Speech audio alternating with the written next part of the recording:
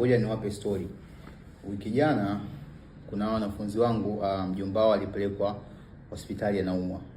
Sio mnene, lakini ana tumbo limevimba hivi. Ni anakunywa pombe. So alipofika alisema anakula kitu anapata maumivu makali. So tukagesi ni fatty liver, na kwa sababu wanawaambia kuhusu hivi vitu walikubaliana na mimi ni fatty liver.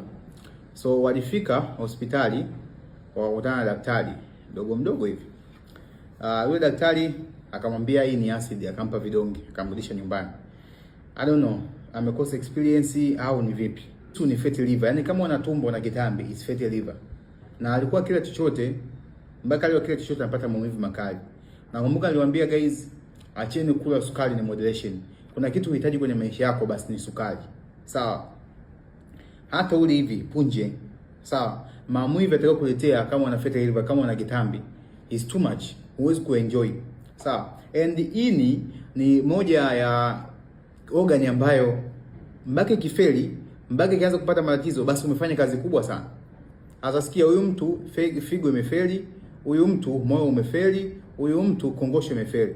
Mind you, kama kongosho imefeli, ana kisukari huyu mtu, ambacho hospitali hawajamwambia, kwa sababu wanachokifanya wanakuambia ugonjwa mmoja, baada ya wiki mbili unatibu ugonjwa huu, baada ya wiki mbili unatibu ugonjwa huu, baada ya wiki mbili unagundua ugonjwa mwingine. Utasema wamegundua ugonjwa fulani, ndio wanachokifanya. Ndio maana yule kijana wa mwanzo aliyempelekea kumwambia tu una asidi, akampa dawa, baadaye unajua huyu kesho kutwa atarudi tena. Sawa? Mtu anakunywa bia, anakunywa wine, anakunywa pombe, anakunywa spirit, anasema mimi siwezi kuacha. Hawezi kuacha kitu ambacho anacho ukubwani. Ameanza kuacha kunyonya maziwa ile kunyonya kwa mama yake tangu anazaliwa, ila anashindwa kuacha kitu ambacho amekuzoea ukubwani. Kuna watu bado hawajaumwa, kuna watu hawajakutana na wagonjwa. Kunywa pombe sio flex. Sawa, usifanye vitu kwa kumvutia mtu. Huyu mmoja wa wanafunzi wangu ambaye alisumbuliwa na issue ya fatty liver anasema alikula punje kidogo tu ya donut ili amfurahishe rafiki yake, which is bad. Sawa, mtu anakunywa pombe, anakunywa wine, anaonekana kama anajivinjari, anaendana na wenzake. Guys, kuna watu kwa wakati off kabisa. Kuna watu kama waendani na malengo yako, hawaendani na vision yako, hawaendani na maono yako, wakati off lazima kuongea nao.